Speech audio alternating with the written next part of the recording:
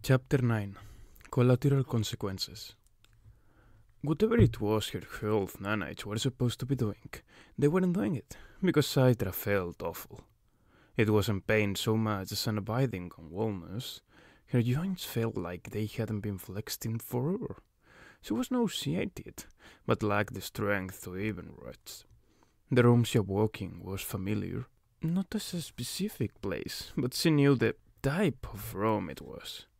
There was an artificial peacefulness about it. Fresh cut flowers, ambient music, diffused light that seemed to have no identifiable source. This was a recovery room in a revival center. "You're awake," said the nurse who entered the room just a few moments after Citra had regained consciousness. "Don't try to speak yet. Give it another hour." The nurse moved around the room, checking on things that didn't need checking. She seemed anxious. Why? Wondered Citra. Would a revival center nurse be anxious? Citra closed her eyes and tried to puzzle out the situation. If she was in a revival center, it meant that she had gone this, yet she couldn't dredge up the circumstance of her death. Panic rose as she tried to dig for the memory. Whatever had caused her latest demise was hiding behind a door that her mind wasn't ready to open. All right then.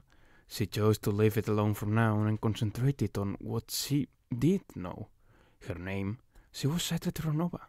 No, wait, that wasn't entirely right. She was someone else too. Yes, she was Scythe Anastasia. She had been with Scythe Corey, hadn't she? Somewhere far from home. In Dura. That's where they had been. What a beautiful city. Had something happened to them on Endura? Again, that sense of foreboding welled up inside her. She took a deep breath, and another to calm herself. Right now, it was enough to know that the memories were there, ready for her when she was a little stronger. And she was sure, now that she was awake, that Scythe Grey would soon be by her side to help her get back into the swing of things. Rowan, on the other hand, remembered everything the moment he awoke. He had been in Citra's embrace, the two of them cloaked in the robes of founding sites Prometheus and Cleopatra, as Endura sank beneath the Atlantic. But those robes did not stay on for long. Being with Citra, truly being with her, had felt like the culminating moment of Rowan's life, and for a time all too brief. It was as if none of the rest mattered. Then their world was rocked in a very different way. The sinking city hit something on the way down. Although he and Citra were protected in a vault that was magnetically suspended within another vault, it didn't block out the sounds of rending steel as Endura broke apart. Everything lurched violently, and the vault took on sharp tilt. The mannequins holding the other founders' ropes tumbled, falling towards Citra and Rowan, as if the founders themselves were launching an attack on their union. Then came the diamonds, thousands of them flying from their niches in the vault, pelting Rowan and Citra like hail. Through all of it, they held each other, whispering words of comfort. "Shh, it's all right, everything's going to be fine." Of course none of that was true, and both of them knew it. They were going to die. If not in this instant, then soon enough. It was just a matter of time. Their only comfort was in each other, and in the knowledge that death need not be permanent. Then the power went out, and everything went dark. The magnetic field failed, and the inner vault plunged. They were in freefall, but only for an instant. The debris around them leaped up, then came down on them as the inner vault slammed down against the wall of the outer vault. But luckily, the founders' ropes buffered them from the worst of it, as if the founders had now chosen to protect them rather than attack. "Is it over?" Citra had asked.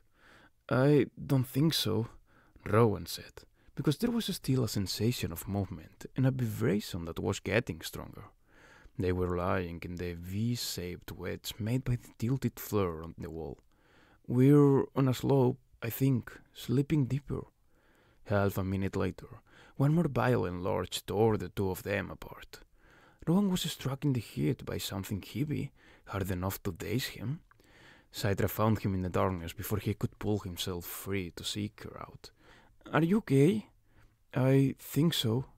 Now nothing moved.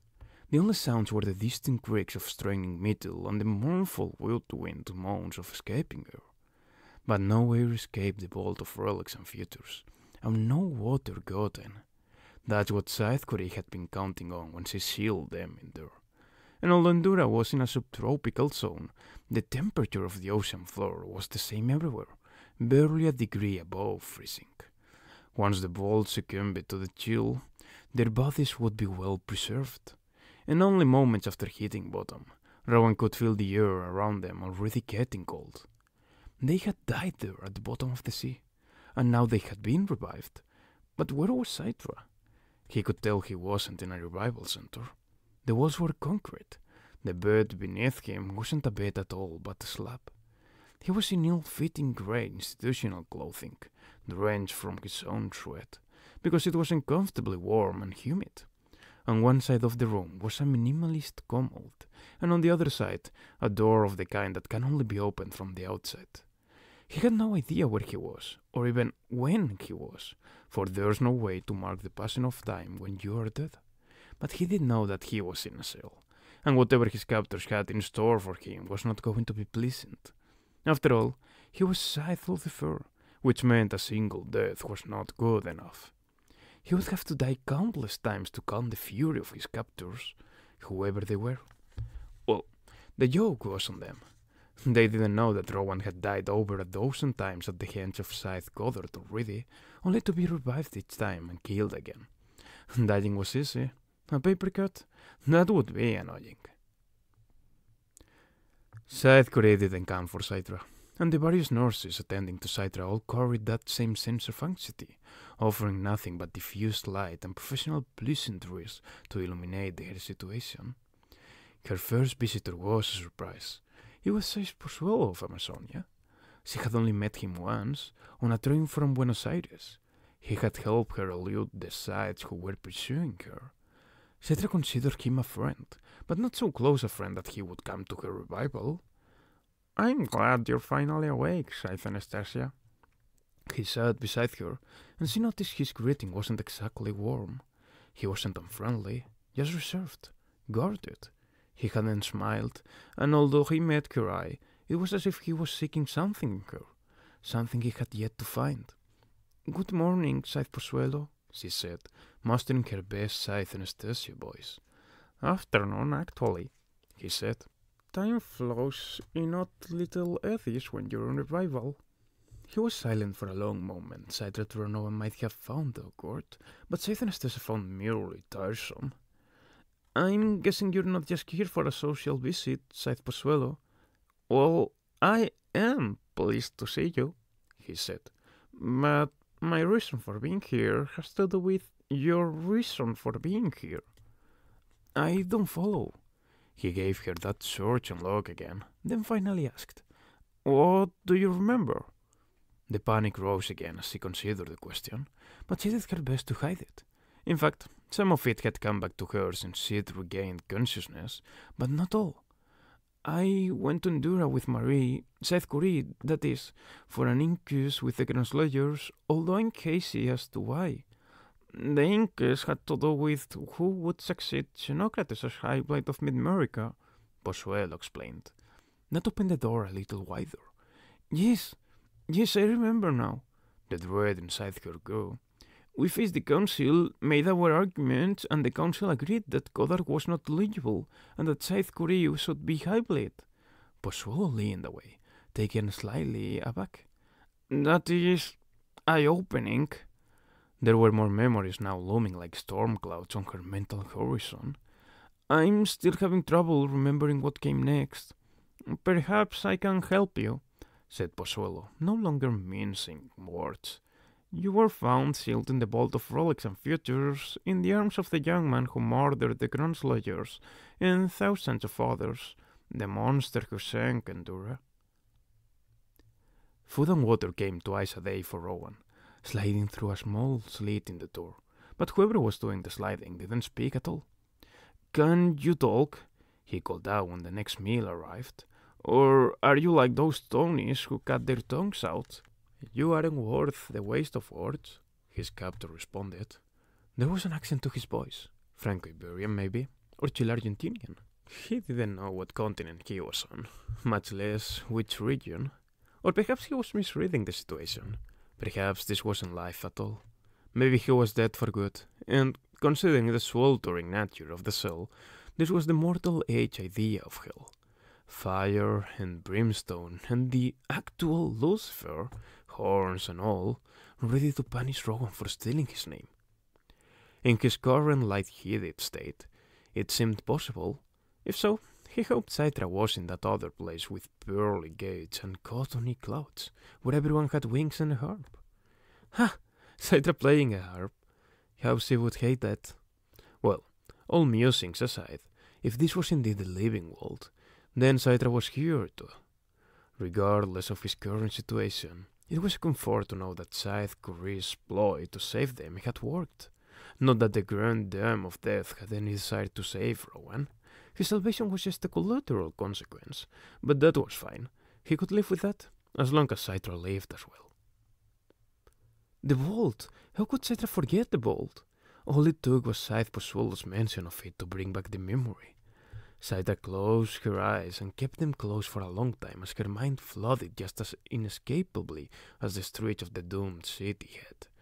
And once the memories came, they didn't stop coming. One revelation after another, each one worse than the last.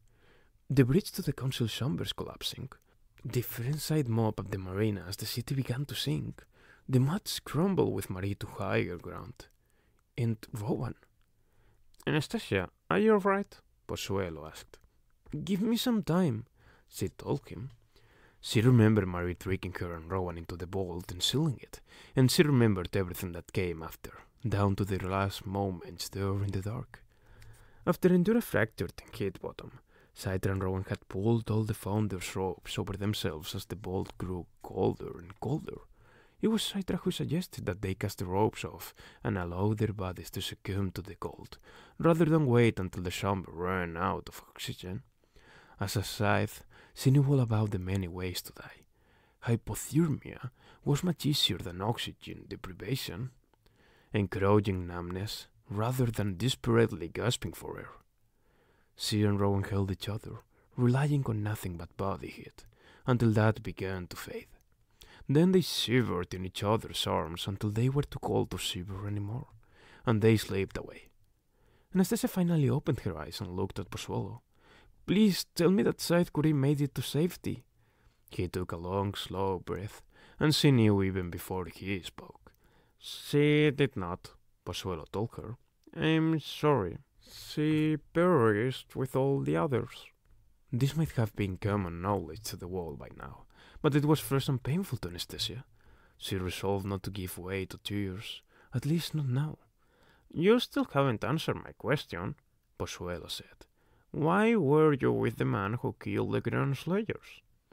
"Rowan wasn't the one who killed them, and he did not sink Endura."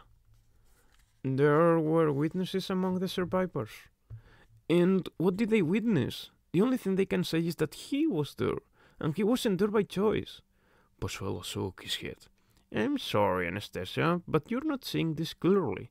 You have been duped by a very charismatic and self-serving monster. The North American Scythedom has further evidence to prove what he did." "Which North American Scythedom?" Pozuelo hesitated, then chose his words carefully. "A lot has changed while you were at the bottom of the sea." "Which North American Scythedom?" Anastasia demanded again. Pozuelo sighed. "There is only one now. With the exception of the Thunderhead Charter region, all of North America is under Goddard's leadership." She didn't even know how to begin processing that, so she decided not to. She'd save it for when she was stronger, more centered in the here and now, whatever and whenever the here and now turned out to be. "Well," she said with as much nonchalance as she could muster, "with all due respect, it sounds like the world has been duped by a very charismatic and self-serving monster."